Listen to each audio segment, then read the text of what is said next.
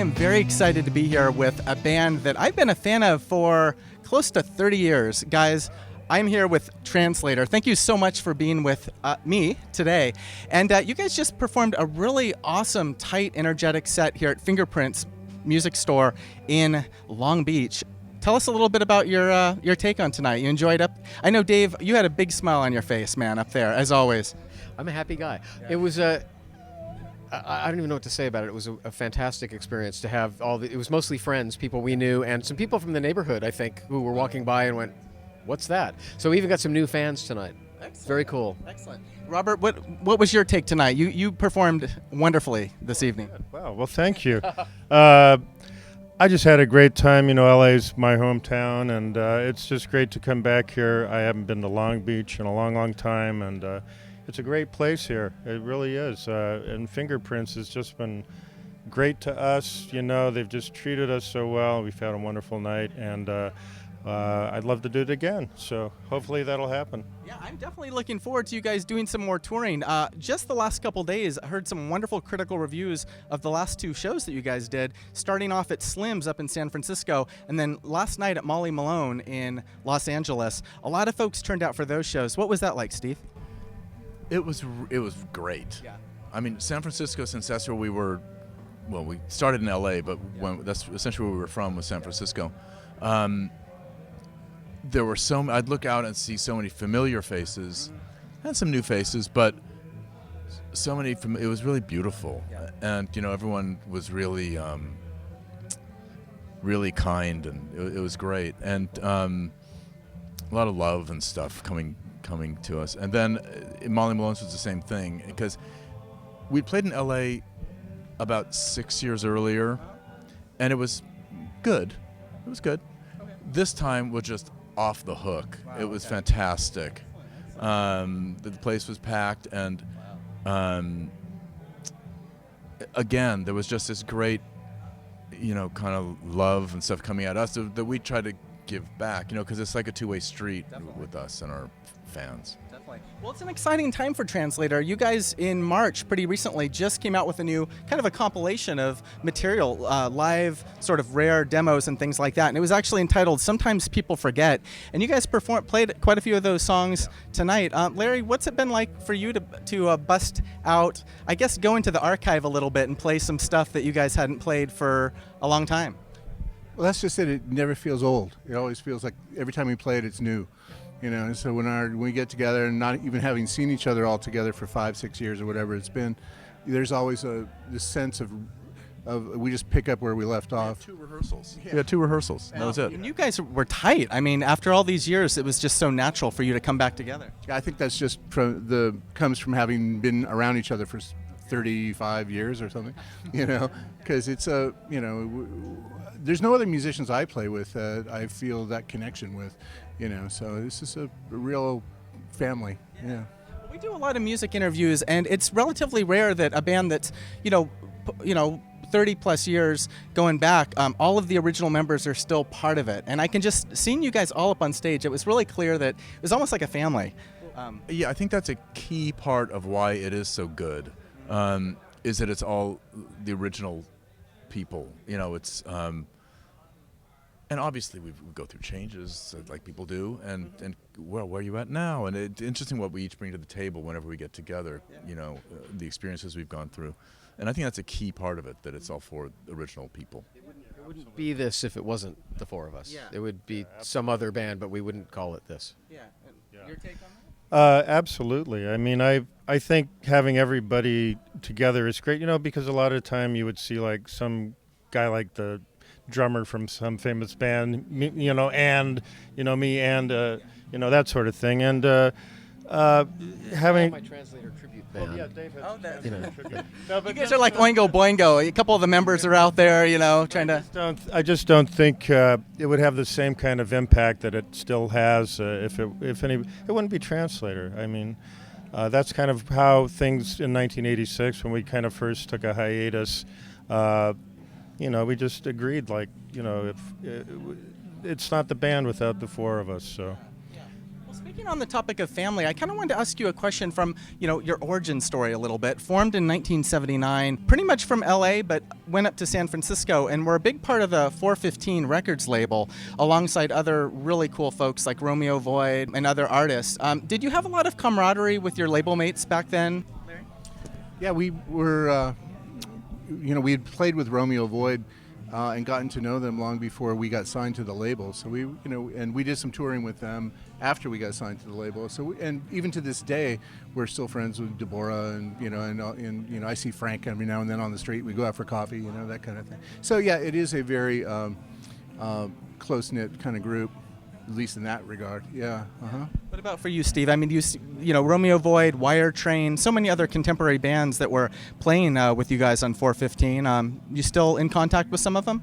Well, I mean, I live in LA now, so people who are in the Bay Area I don't see very often. But Jeff Trott, who played guitar with Wire Train, we've done some stuff together here and there. Yeah, it is like a, I don't know if family's the right word, but there was a close-knit camaraderie. Yeah. I wanted to ask you guys about your collaborations. I know the two of you have put out solo material. Maybe the two of you have, and I'm not familiar with it. But I've read it, a little bit of research about some of the folks that you've worked with. Robbie Rist, interestingly enough, I remember him from a cartoon from the '80s called Kid Video, where he played a character. He's gone on to do a lot of voice work. Really cool musician. But in terms of, and then yourself as well with your solo project. I did a project with Jay Robbins, who had a band called Jawbox back in the 90s that were very popular, and Jay lives in Baltimore. He's a friend of mine. He's got a great studio there, and he played on, his drummer, and Steve played on it as well. In fact, Robbie recorded Steve's tracks on my solo CDs. So yeah, I mean, we're involved, and I mean, I play music with my neighbors. I have like 3 or 4 guitar players in my neighborhood and 3 or 4 songwriters. So there's a lot of music that I have out there too. But like Larry said, it's nothing really like playing with these guys. I mean, nothing can get to the intensity that we can get to. Definitely, and I saw the energy on stage again. You guys were tight. I really regret not seeing your full set at Molly Malone last night. Next time you guys tour, I will be there in the front row. Really looking forward to seeing a 2-3 hour, maybe a 4-hour Translator set. Maybe Coachella opening next year, perhaps. Yeah, we're there. Okay, all right. There's good. You guys all jumped in on that. That was good. Well, in terms of collaborations and folks that you've had the pleasure of being on stage with and touring with through the years, who are some folks that stand out? And I'm just going to go around and just ask for a couple names real quick. Dave? Dead Kennedys. I did a tour of the UK with Dead Kennedys a few years ago. Okay. Their drummer was doing something else, and they had contracts, so. Wow. And they had auditioned a bunch of people for it, and these young punk rockers who were big fans of the band, and they said, there's nobody we could be in a van with for a month. Let's call somebody we know. Very cool, so I went and had some fun with that, and other stuff like that. Was it hard to learn, California Uber Alles, I mean, all their tracks, relatively easy? I mean, did you do a crash course in Dead Kennedys to learn it all? I was a fan, and I knew the songs, kind of in my head, but I went and, got the records and put everything together on a iPod and sat at my drum set. I don't think I'm as fast. It was like Clockwork Orange. You had your eyes it was, just 24/7. I'm not as fast or as intense as DH, but it had a different feel, but it was good. You saw it. Didn't you see the I saw the Dead Kennedys with you playing drums in Los Angeles at House of Blues, maybe? And Dave held his own. Right. Held his own. He, surpassed, perhaps, maybe. Here's what I'll say about Dave Sheff. This is your life. I've played with not a ton of drummers, but I've had some solo bands together, and everyone's really good, and it's been great. Dave is like this mad cross between all the dream drummers you'd want to have play your songs. Really? Pan over here to Dave's face. He's blushing a little bit. Of course I am. That's an amazing thing to hear. Dave was really one of the reasons I wanted to join the band, because I came later. They were a trio, and I went and saw them at a friend's backyard.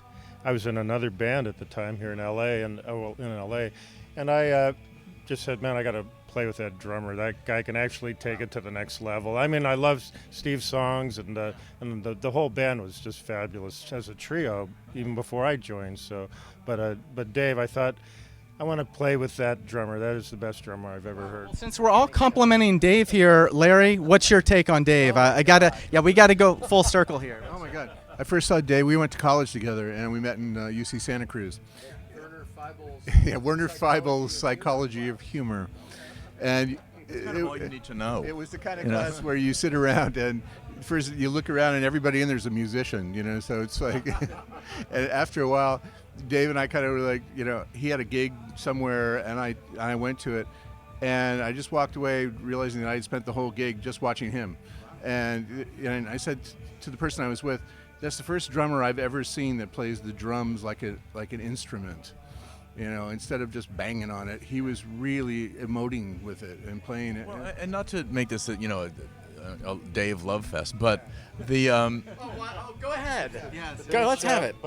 Dave paid me before the interview, guys. This is all a setup, really. Think about me. Yeah. But you don't. Enough of me. What The about thing you? is, What do you think of me? as someone who writes songs, I mean, I might not even know how the song's supposed to go, and maybe this is true with any drummer, but I only know I play with Dave, and I'll play it. It's like, oh, it goes like that. I thought it was going to do this other beat. Oh, wow. He just comes up with these ideas that are just not what you would expect, although sometimes it might be, well, that's clearly a Mersey Beat song. We're going to play a Mersey Beat,